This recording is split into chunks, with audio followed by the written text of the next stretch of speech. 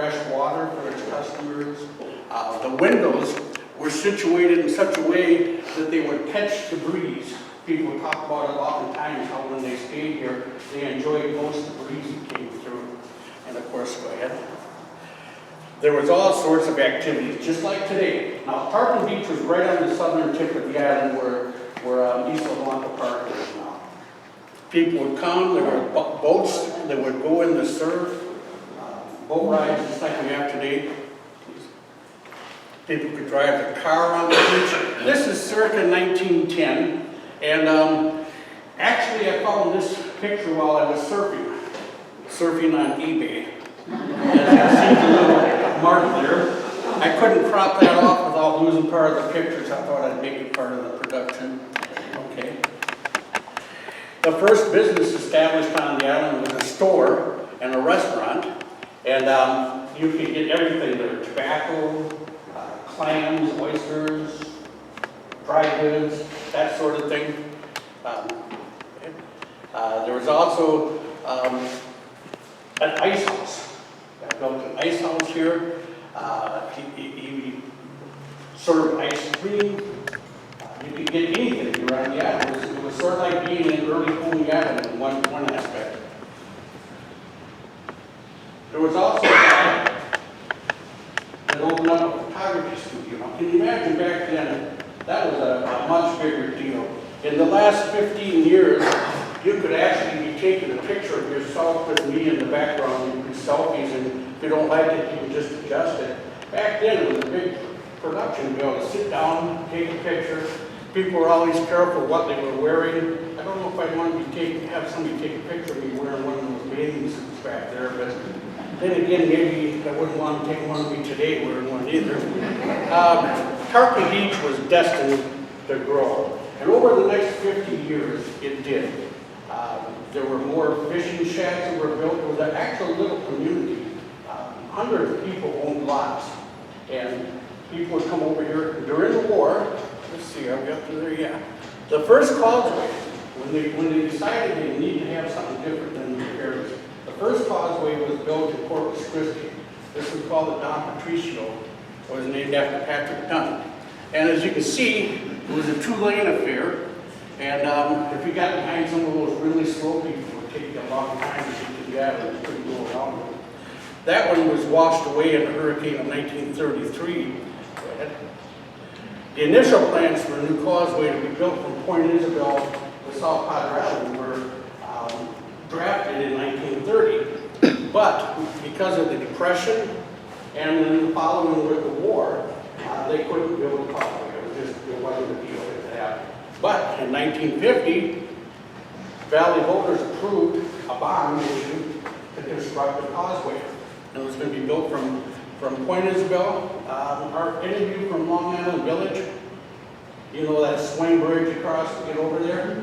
Well, that swing bridge was the way they connected the new causeway over to, it went from Point Isabel, this is on the southern edge of Garcia Street, around there and over to the island. Okay. They paid for it by charging admission. It would cost 50 cents a car. Was it 50 cents a car, okay?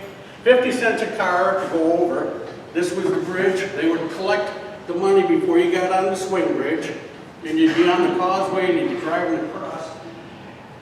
Now you can imagine having a carload of kids, no air conditioning, and heavy traffic. They might have anywhere from 2,000 to 5,000 visitors to the island a day over the weekend, which was a lot when you consider the lack of infrastructure. Okay, yeah. Accidents on the bridge are a thing that has gone to happen since way back at the beginning. Back in 1953, a barge ran the causeway. Before it was really even done, copying a couple of the pillars, and of course they had to repair it. It took a little while. Unfortunately, the pile driver, which was on a big barge, had already left, so that put everything behind for a little bit. But the project was finished on schedule. And on July 3rd, 1954, officials officially opened the bridge to the island. And that changed everything for us here. I didn't come here until 1980. and I had a chance to see the island then, like it was similar to what it was like in the 1950s. On a quiet night, even on a noisy night, you could hear the surf from any place. And now, you hear motors and things like that. It's still a beautiful, beautiful place, but it evolves. Like every place else, progress catches up to us. Okay. Of course, in 1967, when they built the bridge, there's various scenarios about what happened. The most common thing is they mixed salt water in with their concrete, and this caused a lot of deterioration. It happened very, very fast. And there came a point where the bridge was very dangerous. I think they cut it down to one lane, didn't they, Kate? Remember? I don't remember. I really don't. Your job was to say yes. Oh, yes, yes. I lost my notes. Huh? All right. So they decided they had to build a second bridge. And, a bridge really has a certain length of life anyways. They generally plan on having a 40 to 60 year life. This one ended up having like a 30-year life. So they built it as the longest bridge in Texas. And some of the different designs that they used, you can see where it comes and it curves. And that's to help it withstand storms. So that it's not a straight structure and the wind hits it all along and it deflects the wind. This area right here is the area that Valerie is going to be talking about very shortly. One of the things, when I first moved here, you can see the Lighthouse Square here, and over here is Purdy's Point. And I remember that at one time there were some contractors that bought that point in the 1980s. They were going to build condos on there, and they shaved it down, put the dirt in the water, and then they went broke and they left. And for a long time that lot was pretty much empty, but now you've got Pirates Landing in there and other places, so this is how it's evolved. Please. Since the dedication of the bridge, it's had numerous hits, the second bridge.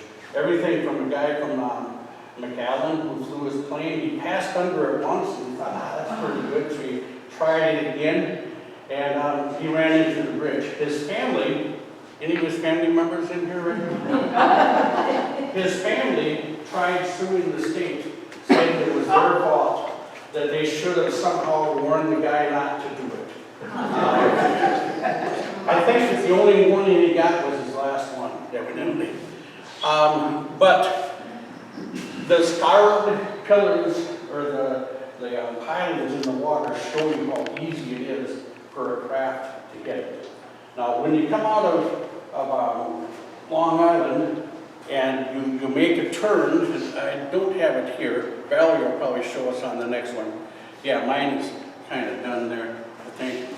Yeah, when you come out of Long Island Village, you're coming, the barge would be coming straight, and then coming along here, there's a channel that people follow.